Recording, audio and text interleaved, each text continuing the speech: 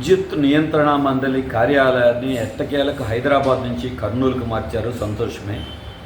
కానీ విద్యుత్ ఛార్జీలు, సర్దుబాటు ఛార్జీలు, ప్రజల మీద భారాలు, విధి విధానాలు చర్చించడానికి ప్రతి అంశం మీద విచారణ జరగాలి, అభ్యంతరాలు తీసుకోవాలి.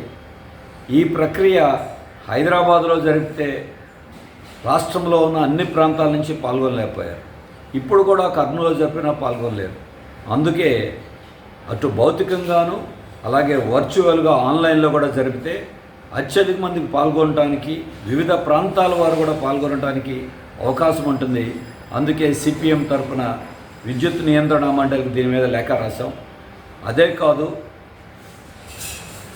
సర్దుబాటు ఛార్జీల పేరుతో 7,200 కోట్ల రూపాయలు 2022-23 సంవత్సరానికి సంబంధించి అదనపు భారాలు మోయటానికి ప్రతిపాదనలు సిద్ధంగా ఉన్నాయి.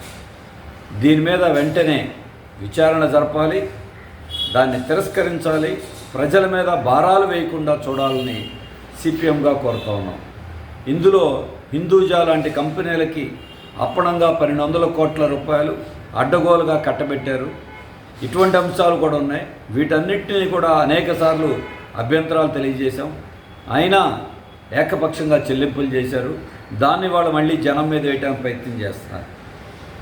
అలాగే నియంత్రణ మండలి కూడా ఎక్కువ మంది ఈ విషయాలు పారదర్శకంగా తెలుసుకుని అభిప్రాయాలు తెలియజేయడానికి అవకాశం లేకుండా ఏదో పత్రికలో ప్రకటన ఇచ్చాం అని సరిపెడుతున్నారు. గతం నుండి చెప్తున్నట్టుగా వారి వెబ్సైట్లో కూడా అందరికీ బహిరంగంగా కనపడే రీతిలో మొదటి పేజీలో కాకుండా లోపల పేజీల్లో పెట్టి ఏదో తూతూ మంత్రంగా ప్రక్రియ పూర్తి చేశామన్నారు. ప్రజల మీద భారాలు పడకుండా చూడాలని సిపిఎంగా విజ్ఞప్తి చేస్తూ ఒక లేఖ రాశాం.